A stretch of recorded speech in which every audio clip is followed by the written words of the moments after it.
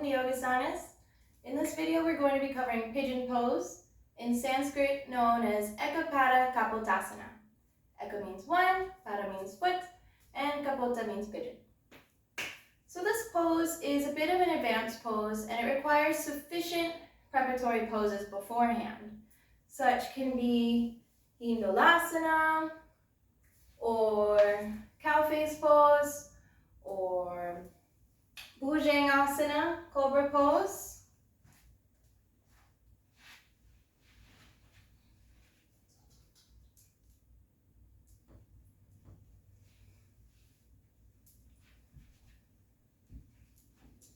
Ideally, we want to have warmed up the back muscles so that they can support the curvature of the spine, along with warming up the hip flexors so that we have a bit more hip mobility and that they're a bit more warmed up to handle this pose. So how we practice is that we're going to come into a tabletop position and then bring the knee up so that, and slide the back leg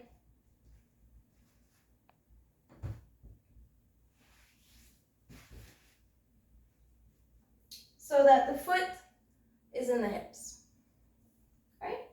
Our hands are going to be towards the side, and we'll walk them back to get length in the spine, tuck the toes, elongate the leg, lifting the knee, and then rest it down so that we know that it's the leg is in line with the hips. Okay? So from here, what we want is that we want our hips to be level. It can be helpful to use a pillow under the prop's leg. And it can also be helpful to use the blocks to create a bit more length in the spine.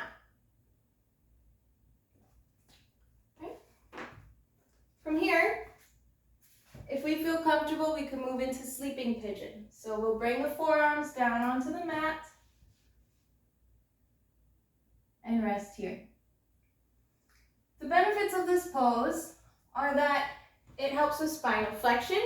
It also helps with hip mobility and the lateral rotators of the hip and the hip flexors. And then it also helps open up the chest and expand the lungs. Some contraindications of this pose are that we want to avoid this pose if we have any knee injuries or surgery, or hip injuries, surgeries, or problems with the spine. Right?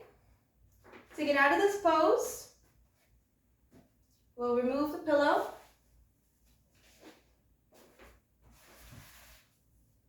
Press up on the hands, tuck the toe, lift the knee, slide the leg back, and shift into downward dog. From here, we can move into child's pose, and then start again on the other side. Right? So we'll bring the knee up towards the palm, the foot so that it's around the hip socket. Straighten out the leg, lifting the knee, and then relax the leg. Okay, option to use the pillow here. And elongate the spine. A variation of this pose is mermaid pose. To do this, we want to not have the pillow. And we're going to create a bend in the knee. Instead of having our weight rest on the knee, we want to have our weight rest on the quad. Okay? Right, we'll turn to the side and hold the foot. Practicing on the other side so you can see me better.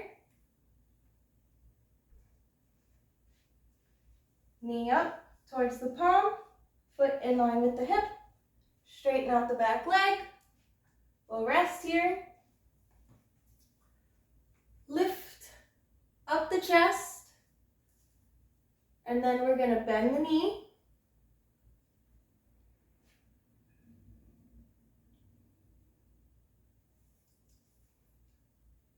And hold the foot. An option here is to bring the knee into the elbow. So what we need to do is we need to rotate so that we're facing the leg and hook the foot. Extend the arm and hold the pose as such. Release the palm, release the foot, and return to the pose. Take it out, press the palms, tuck the toe, lift the knee, and bring the foot back.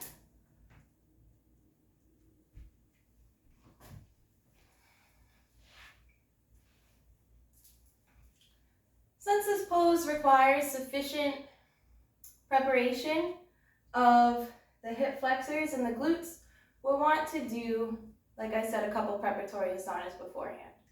It's also helpful to do counter poses afterwards, maybe to help balance out the spine, or to help open up the hips after the practice.